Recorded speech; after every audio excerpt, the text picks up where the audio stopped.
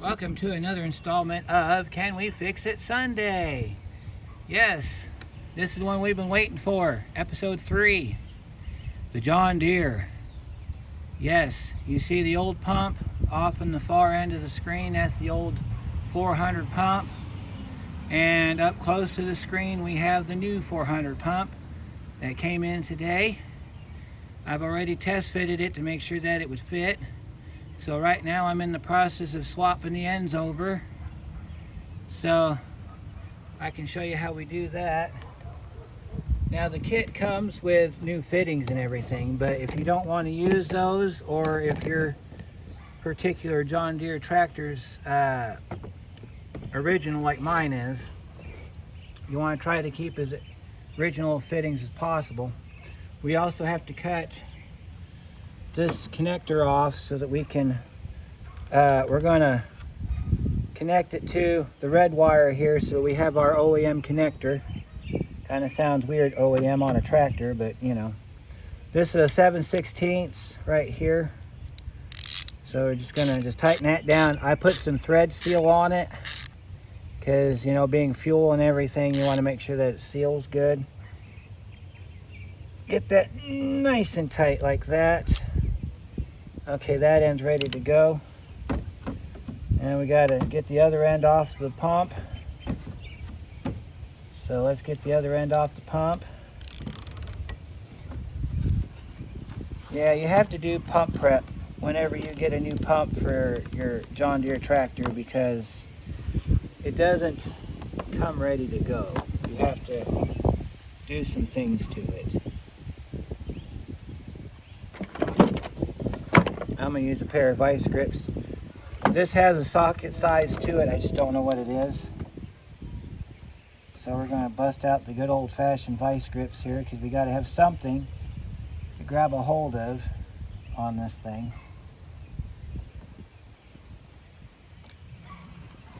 Almost.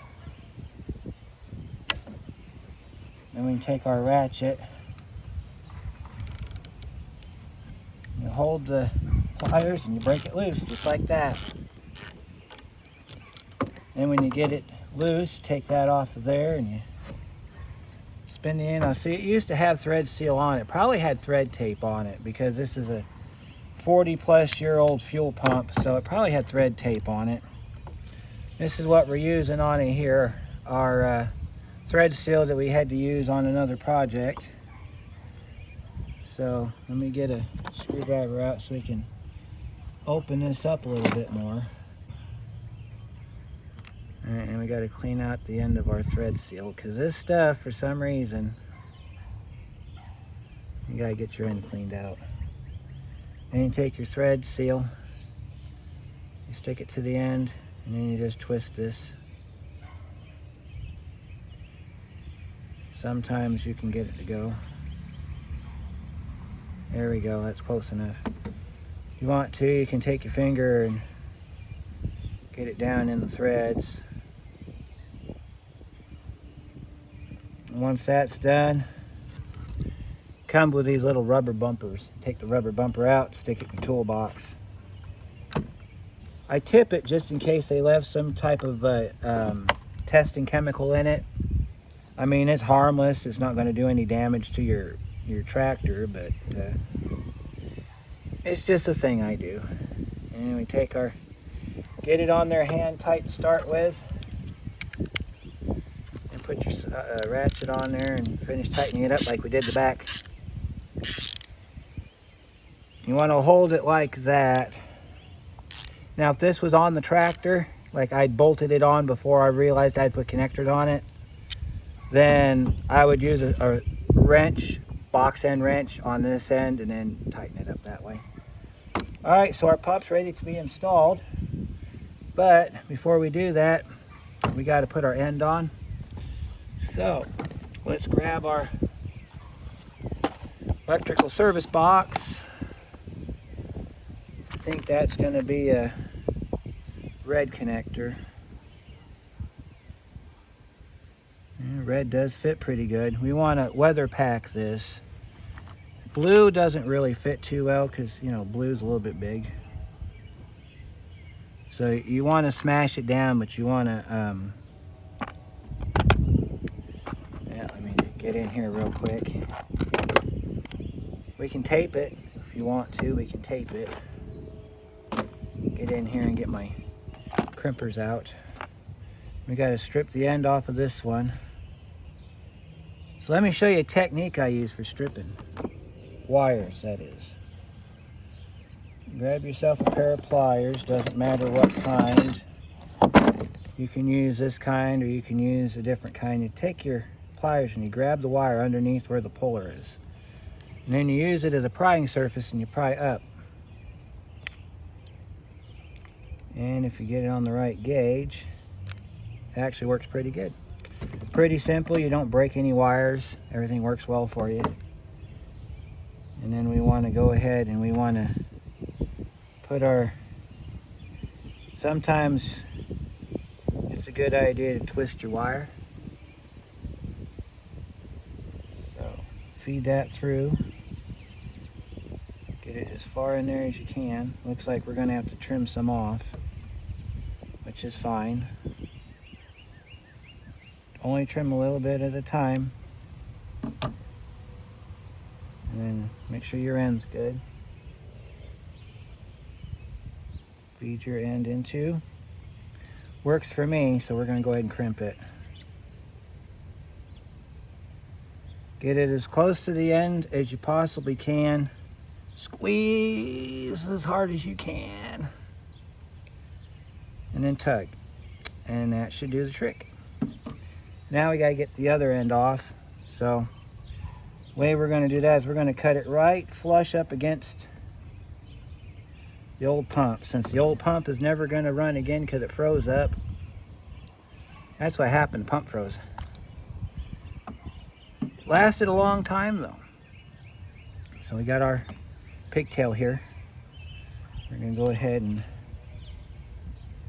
feed it down into our electrical. Sometimes you have to twist these in. Doesn't matter what direction it goes. You got enough wire here that you can bend it around if you need to. And take your connectors here and just squeeze that down like that. And you give it a little tuggy tug like that. Fire up your flame. Now, we might have a problem with the flame part because of the wind. There we go.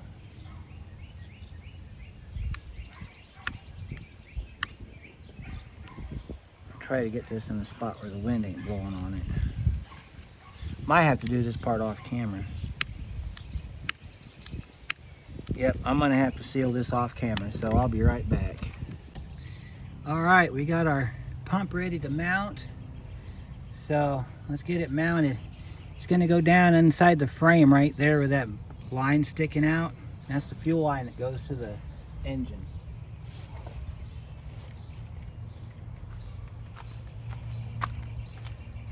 I went ahead and marked my pump with the hours and everything on it. That way we kind of keep track of how long it lasts. On your pump, it has a direction of flow on it. That direction of flow goes towards the engine. So when you mount this, it mounts like this. So you want to set it down on the bottom mounting bolt, which is stuck in place by the parking brake. Yes, this has a parking brake on it. It is that old. All right, and then we want to grab our hardware that we were smart enough to leave under the hood. We're going to take our nut and we're going to put our nut on the bottom bolt to hold it in place so we can put our top bolt in. So you can rotate this back to where you can get to the nut, or the bolt stud sticking out. And you can get your bolt started in there like this. You'll have to get underneath the tractor to tighten it up, but at least it's going to hold the pump in place. Then you take your other bolt like this. The mounting hole for it's right above the spring on the outside of the frame. Push your bolt through. See that? That's why you put the nut on it, to keep it from falling off. Now you got to kind of do a contortionist act here. Get that pump to stay still while holding the bolt and putting the nut on it. Because as you've seen, it doesn't take much for that pump to fall. You got to get this thing right perfect on the money too. Because these are...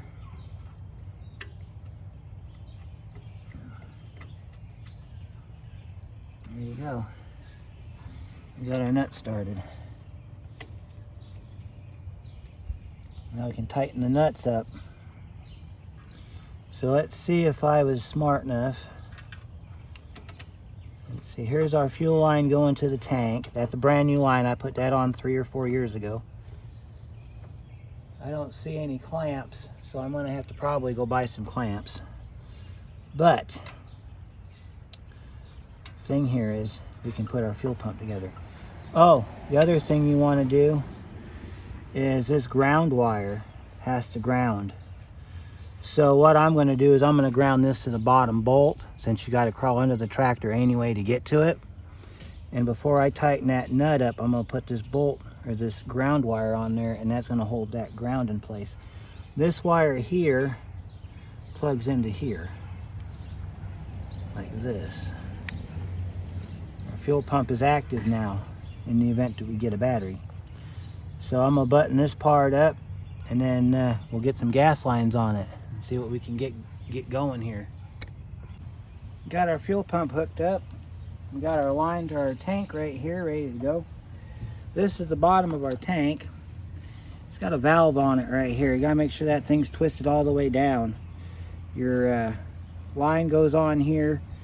I don't know why they put this on here unless it cracked. This is a New York tractor, so it probably got cold one year.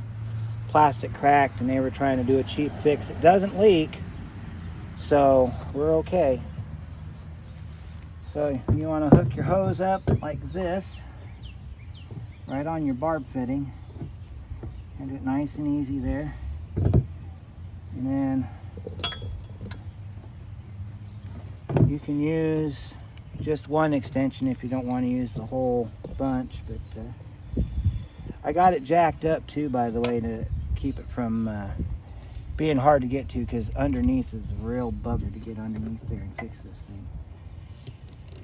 So loosen your clamp up, slide it up, get it up as far as you can get it. Just kind of loosen it up some more here.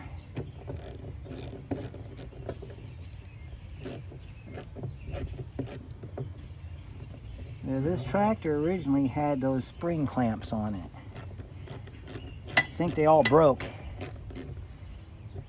and I didn't bother putting new ones on it, so we're using worm clamps on this thing. Get it tightened up as tight as it will go. And put your finger behind the clamp just to kind of hold it in position. Try not to make it turn like that. Alright, our fuel line is now connected to the tractor. Now we got to set this down. And it goes down inside these sides like this. You just got to send it down that way. We got some electrical we need to run. So let me remember what we're doing here. Okay, that's our, goes down under there. Alright. This pink wire right here, that's your seatbelt interlock. So, not seatbelt interlock, listen to me. No, it goes to your seat starter button. As you'll see when we put the body back on, there's a button on the bottom of the seat that this plugs into. It's a starter activation device. If it's not activated, it won't activate the starter. And these are the clamps that hold the tank down. So those sit down like that. Feed them through these slots right here in the body, or the frame. You get the bolt started, and then you get this down as low as you can go with it. And I remember remember those being something about 1/2 inch or 9/16. So let me go grab the wrench for that. And I'll be right back and we'll get our tank tightened down. Alright, so we got our tank put in. Now we got to get our battery out so we can go get it exchanged. When you see a battery acid in this state, it's the most corrosive state. If I were to touch that with my bare hands, it would start eating my hands up. You touch that with clothing, it'll destroy your clothing. So we're going to do the old-fashioned chemical trick. We got some baking soda and water, hot water of course. We're going to pour it over the terminals there and clean them up enough to where it sterilizes the battery and I can get the battery out. So if you do this, you want to have either a garden hose nearby or another bottle of water or something when you do this. You got wiring down in here too you got to consider. You don't want to tear up your wiring. So let's go ahead and get this started here. See how that just bubbles up? Get that all off of there. Do the other side too. This battery is completely dead. It came out of my Escort about 5 years ago or so. I had another battery out of another Escort that I put in it. The battery for this is too small because the person that put the battery in last was an idiot and didn't know what they were doing. So, looks like I might have to do some see that?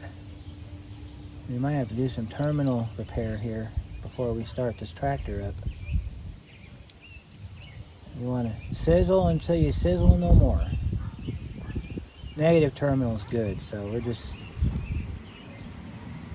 let that soak a minute. You see it all bubbling. You want to get that terminal nice and clean. Let that soak for a second, and then you hit it with some regular water. And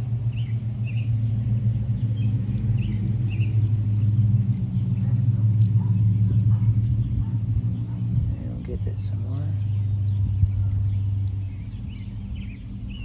Now, if you have a glass jar or a tin, not a tin can, but a glass jar works well. You can put this in a glass jar, set your terminal down inside it, and let it sit overnight. And it'll clean it up really good. So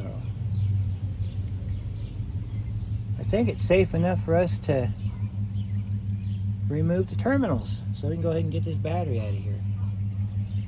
And put a little bit more down in there. Make sure we're all bubbled out here. Yeah, just about bubbled out. We'll clean the terminals off again when we pull the battery cable off.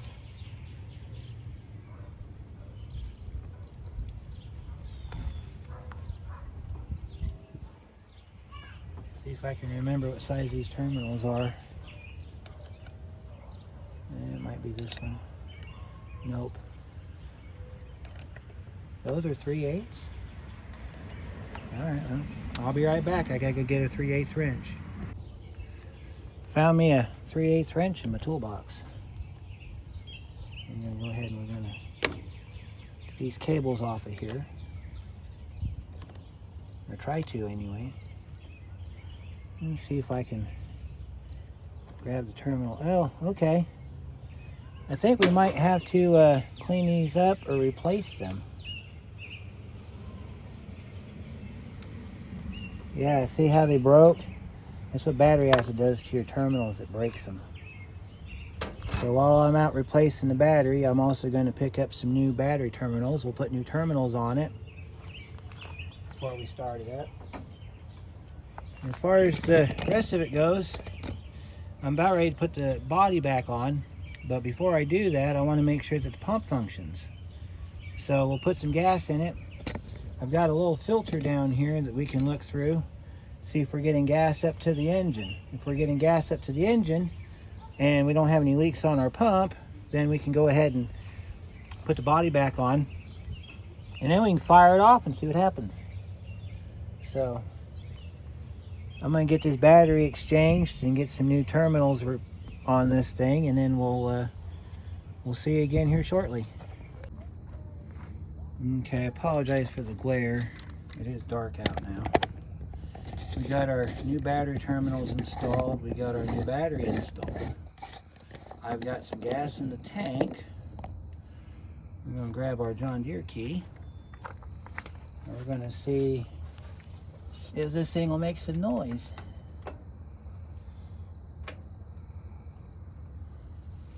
Let's make sure that we got, see if our headlights come on. Nope. Probably because this wire's not grounded back here. We gotta ground this wire back here. That'll work.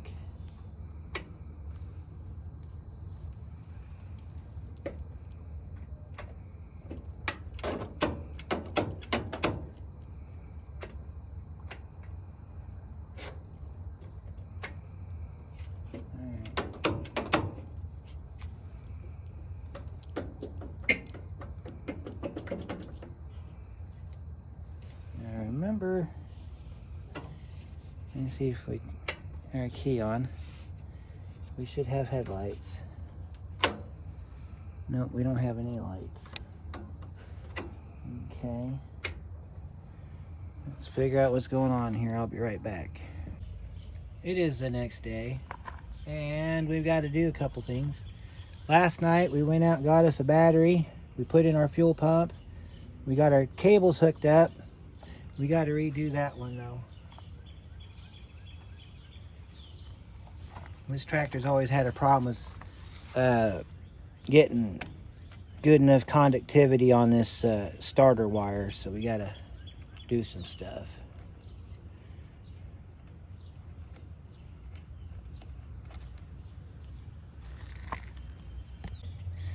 Okay, so we got to change our washers because these washers might work, but they're too big. So we got to pull our positive terminal loose. And a good rule of thumb is to get a washer that just barely fits over your bolt, because you want most conductivity you can get. So I got some 5/16 and some 3/8 washers here. We're going to find one that fits it real good. 5/16 just barely fits, so let's try the 3/8. 3/8 looks good. So what we'll do is we'll take our 3/8 washer, we'll set our power wire down, then we'll take our other 3/8 washer and sandwich it in between.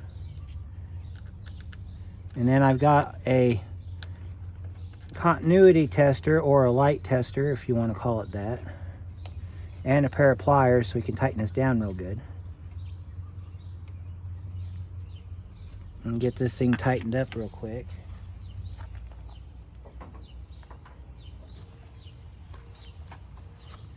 As soon as I find my pliers here. You want to get this tightened up the best you can. Sometimes you got to do it with a pair of pliers like this. If you got like channel locks work real good on stuff like this. Kind of get the best you can so that when you kick the key over, you don't get a spark. Last thing you need is a spark on something like this. So now we're going to grab our light tester. And we're going to hook up our light tester to make sure we got power going to our wire, because I know my ground side's good. So we'll take our terminal right there, check the battery, make sure we got ground. We got ground. I'm going to touch it to the wire. Wire means we got power going to it, nice and bright. So let's see if it'll kick off for the first time in 3 years. Got our key here. Let's see. We'll turn our key on, see if we hear a fuel pump. Yep. Take a look. You can see the fuel going through. I'll turn the key off. See it moving? Our fuel pump's working. We got fuel going to our carburetor. Choke's off. Let's see if it'll start without a choke. Oh. Yeah, we got a wiring problem. See that? That's why you got to make sure that's tightened down all the way. This thing's always been finicky about stuff like that. So I'm going to have to go around the other side. You got to tighten this down some more. So sometimes you can loosen up your pliers and just kind of twist it. Make sure you got a nice solid connection. All right, let's try it again. Up, we're not ready yet. It still wants more tightening, so let's tighten it up some more. Yeah, we got to tighten it up some more. Go as tight as you have to. That's as tight as it goes, so if it sparks again, we're going to have to take it back apart and rock this line around until we can get it to stay put. Let's try it again. This should do it. Oh, it's giving me grief today. Yeah, let's see what we got to do to make that work.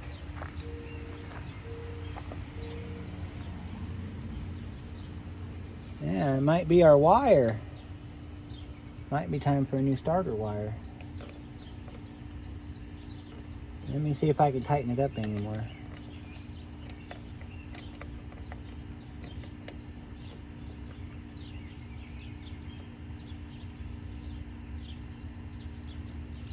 Yeah, that's about as best I can get. All things considered here.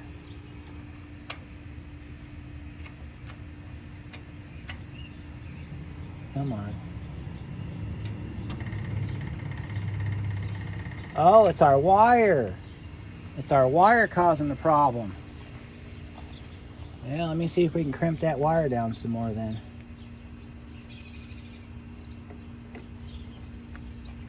Let me see if we can crimp that down some more.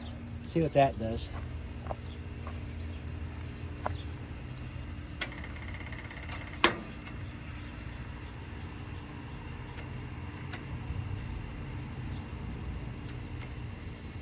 We're going to have to tack it down right there somewhere.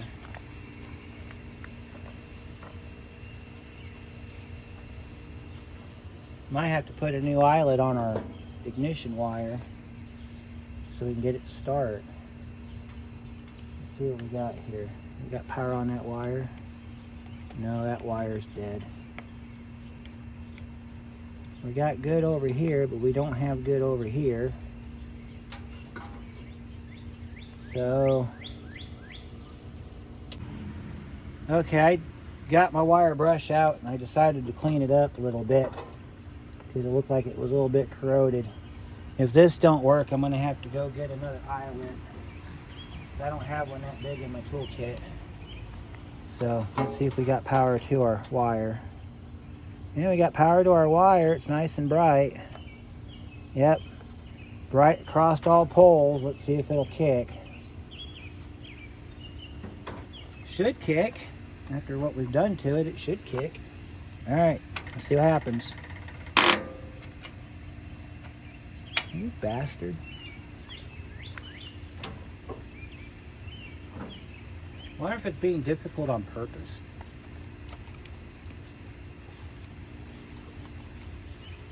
All right, well, we'll grab our vice grips here and we'll tighten it up some more here.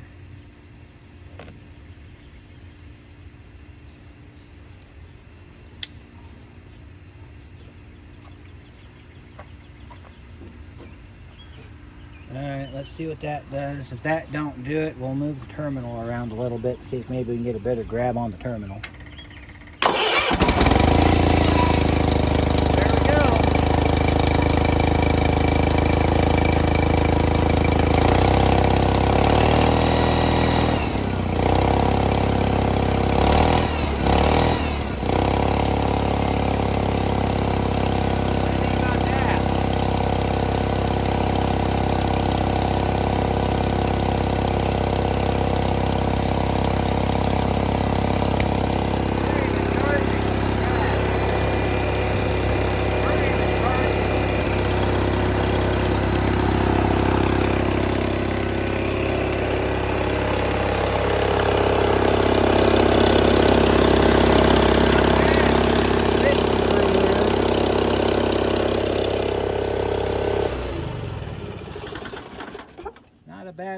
motor, is it? That's a little Kohler 2-cylinder motor. Got a plug over on that side, and we got a plug over here on this side. Runs pretty good. That's not choked on or nothing. That's just straight up fuel pump. Yeah, like I said, it doesn't have that many hours on it. 996 on the clock. And I'm the 3rd generation owner, so yeah, she needs a little work, but we'll get her done. This ain't the last you're going to see of this tractor. We're going to be doing a series on this tractor because it's my intentions of getting it put back together and getting it back up and running like it should be. So, but we got it running for the first time in 3 years. Hydraulic system works because that was sitting on the ground and is picked up now. So I'm gonna get the bolts in the body because we got the body put on today. As you can see, we got some bolts to put in it. As soon as I get the bolts in it, I'm gonna get it started back up. I'm gonna drive it over to the shop and park it, or somewhere. Probably gonna put it on the other side of this building right here because of that tire and everything. We got to put a tube in that tire. But did we get it running? Yes, we did. And it didn't take much to do it either. So until the next time, we'll see you again.